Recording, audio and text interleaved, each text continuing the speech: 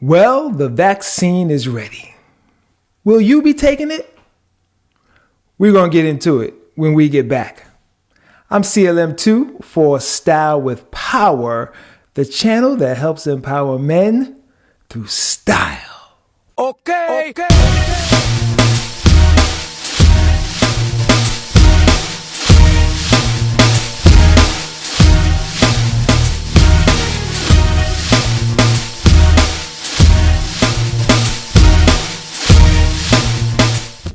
Well, happy Monday. We hope everyone out there had a great weekend. And the vaccine is here. The FDA has approved the vaccine and it is now here.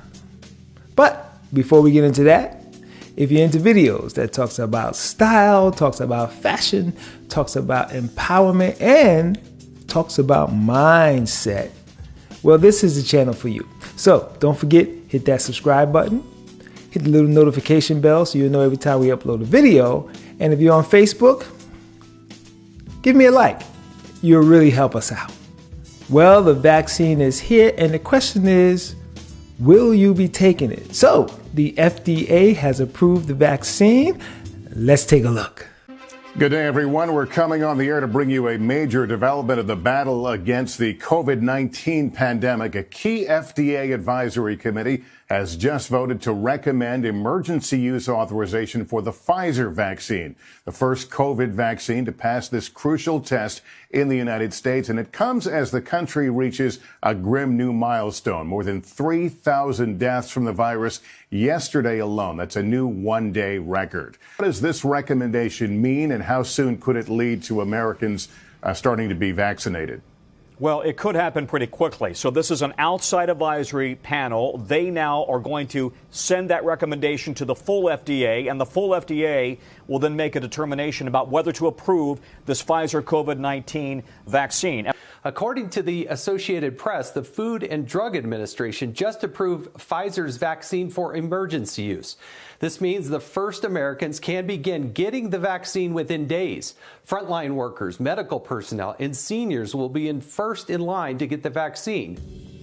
Well, as they said, this is the fastest time in history that the FDA has approved the vaccine. It's taken less than a year, where usually any type of vaccines will take years for it to come to fruition, to be developed, to be tested. But because of the pandemic, it has taken less than a year. So now we need to see who is going to take it. And you know what? People that look like you and me, black people, Latinx people, are not really high on taking the vaccine. So let's take a look at this report. Not only an incidence and prevalence of COVID-19 disease among African Americans and people of color, but also the disproportionate burden of serious disease as reflected in increased hospitalizations to the tune of 4 times the number of hospitalizations per 100,000 population among African Americans compared to the population in general, and at least twice as many deaths. These are things that relate to so many factors that I hope we get a chance to discuss this evening so that we could learn from you and do better in how we address so many of these difficult issues that are right now, I believe, at the forefront of what we are obligated to do with regard to the COVID-19 pandemic. That a lot of African Americans do trust because you're very forthright based on science, and we try to follow the science. However, I do want to put some things into context as we start our conversation. A very recent Pew Research poll and other polls taken, so for example, blackdoctors.org also took a poll on their website, but they have indicated a reluctance by the Black community to participate in vaccine trials or to take the vaccine once it is available. The immediate question is around mistrust. Mistrust of the state, mistrust of white people, mistrust of the medical community, and so on. You generally hear of the Tuskegee syphilis experiment and Henrietta Lacks, but it is rooted much deeper. from slavery to Jim Crow, to targeting of Black leaders in the 60s, to police brutality and uneven court justice, to Black Lives Matter, and now to the disproportionate impact of COVID on the Black community. And what I mentioned earlier is that there have been advances in society, including African Americans in science. And my understanding is that that independent monitoring board has African American scientists on it. In fact, one works with you directly. I don't know if she's on the board, but we know that we have an African American scientist that works with you directly. And so this is, and talk, you can speak about her work, but also how important that is in terms of breaking down these myths in the historic trepidation, because it's a new day. It's not 1930 anymore. This is 2000. This is 2020. And so the times have changed, and the input of African-American scientists in this process is much deeper than one might think. Talk about that a little bit. Well, I think the example that you gave, Ambrose, is an excellent example.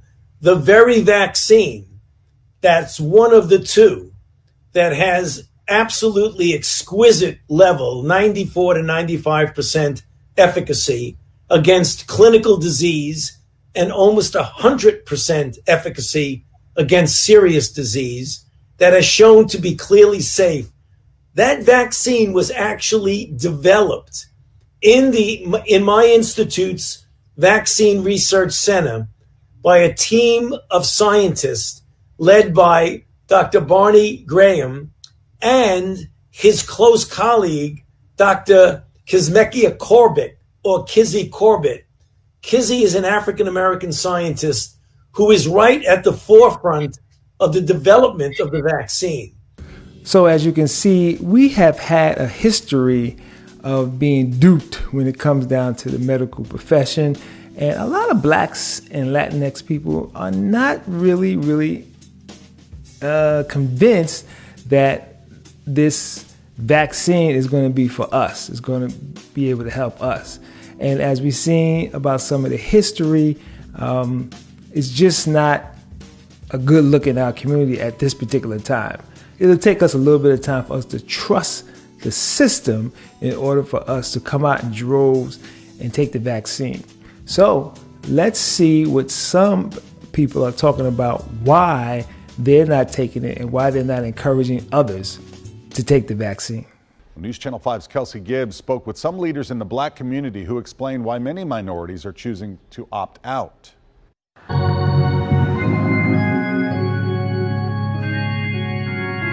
I feel a great sense of responsibility to communicate to our community the need for us to be observant of what's going on and how we need to respond, seeing that it's such a critical impact on persons of color. For the Black community, church is not just a place to praise God. I had a hard enough time to get them to do the COVID test. Oftentimes, it's a place many gather for important information on politics, social justice, and their health. We encourage people to wear masks, to wash their hands. Pastors Derek Moore and Michael Joyner says as church leaders, they're not just responsible for their parishioners' spiritual health. And the numbers are in our community. But sometimes physical too. And even COVID-19 has made it into a sermon or two. But when it comes to a COVID-19 vaccine, just not enough information on this particular vaccine that they're coming up with. Too much politics in it for me to even trust it. Meharry Medical College is encouraging more minorities to participate in its COVID-19 vaccine trial. We, at this point, are fearful of any vaccines. We've been experimenting on several times. The church leaders say they have the utmost respect for Meharry, but they say many minorities have a hard time trusting the healthcare system, which goes as far back as slavery and the Tuskegee Project in the 30s. We're not going to continue to be guinea pigs. We're not ready for that. And they say many in the community echo the same remarks. They're asking for more scientific research before they encourage their parishioners to get on board. This vaccine, it's only 6 months in. How long have we had cancer? How long have we had AIDS? Kelsey Gibbs. We don't know the side effects. News Channel 5. Yeah, so as you can see, in the Black community, the church is very, very big in the Black community, and they trust their pastors and they trust their deacons and they trust those who they feel are trustworthy, because in our community, the church has always been there throughout all these years here on American soil. And so let's also just go see what the common man and woman has to say about taking the vaccine and what's going to be stopping them from taking the vaccine. Hobson City, Alabama. The term city used loosely. It's really a small town.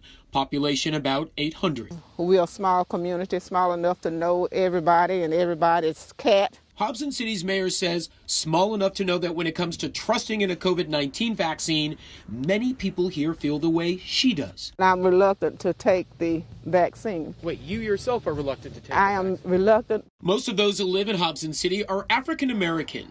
Distrust of the medical community runs deep. The town, located about 100 miles from Tuskegee, Alabama, home to one of the darkest chapters in American medical history. In the 1930s, government doctors conducted experiments on black men, leaving them untreated for syphilis until the 1970s, so doctors could monitor how it affected them.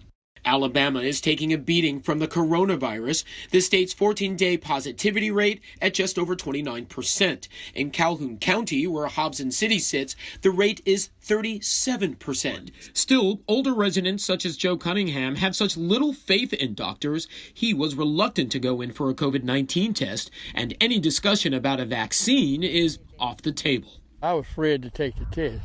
Why not, Mr. Cunningham? I don't know. I just don't understand it. I'd like to know where it's coming from. I'm going to have to convince my father because he don't know what this vaccine is about. But as black people, that's all we know is to trust the Lord and trust God. We'll have to convince our family that this is the right thing to do because this will help slow it down and help us to survive. Distrust in communities of color is not just a small-town problem, it's nationwide. A study conducted in September exploring the issue in black and Latino communities found just 14% of black people and only 34% of Latinos trust a vaccine will be safe. It's almost to me like a fear. Like I have a phobia of needles. I'm almost at that point where I have a phobia of doctors. Carmen Bailey was diagnosed with COVID-19 in April. Bailey says she avoided medical help because she feels she has been poorly treated by doctors in the past. Now the grandmother of 3 suffers from adverse effects with her heart, lungs, and kidneys. Some days I can barely walk, and I'm tired of hurting. I don't know what to do. What she will not do is take a vaccine. We don't know any kind of side effects from them. So I just really feel like at this point where it's people that's going to take that vaccine is guinea pigs. You really think they're guinea pigs? I do. I just feel like we don't know enough. She has had a change of heart, but it had little to do with science. I sat across from a young man who came in to purchase a grave for his 59-year-old wife who died of COVID-19 last Wednesday. And if anything makes me change my mind, that changed my mind. His wife's grave will be right over there in our cemetery. 59 years old.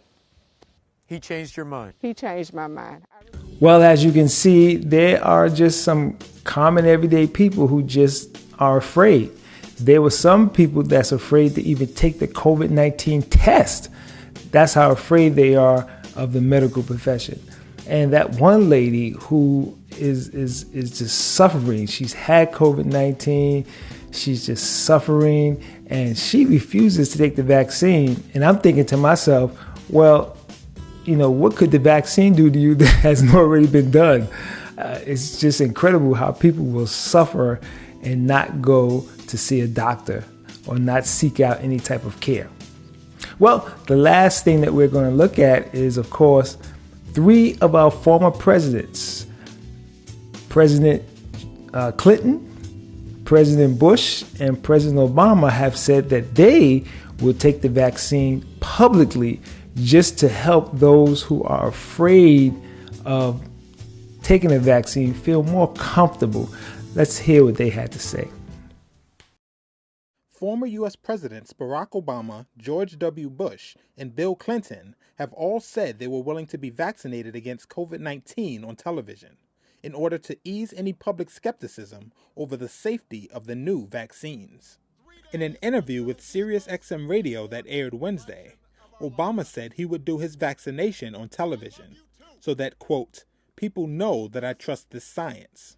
Bush, Obama's predecessor and a Republican, is willing to get a vaccine on camera once the U.S. Food and Drug Administration grants emergency approval, according to Freddie Ford, Bush's chief of staff. Democratic President Bill Clinton, who left office in 2001, said he would take the vaccine as soon as it was available to him, and he will do it in a public setting. An FDA panel of outside advisors is due to meet on December 10th to discuss whether to recommend emergency use authorization of a vaccine developed by Pfizer with German partner BioNTech, shown to be 95% effective at preventing illness. U.S. health officials predict the first inoculations could start days or weeks later. Well, there you have it. You have 3 of our former presidents who are willing to publicly take the vaccine. So the question now comes down to you. What will you do? Do you feel confident enough to take the vaccine? We've had doctors, we have prominent doctors in some of those clips who have also taken the vaccine, or they've been in the trial with the vaccine just to show the Black and Latinx community that they're willing to go ahead and take it and that they believe in the science. So it just comes down to whether you feel comfortable enough to take the vaccine.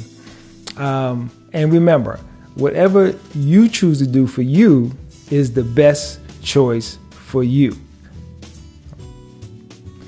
Well, that's going to be the end of this week's segment, and I will see you next week.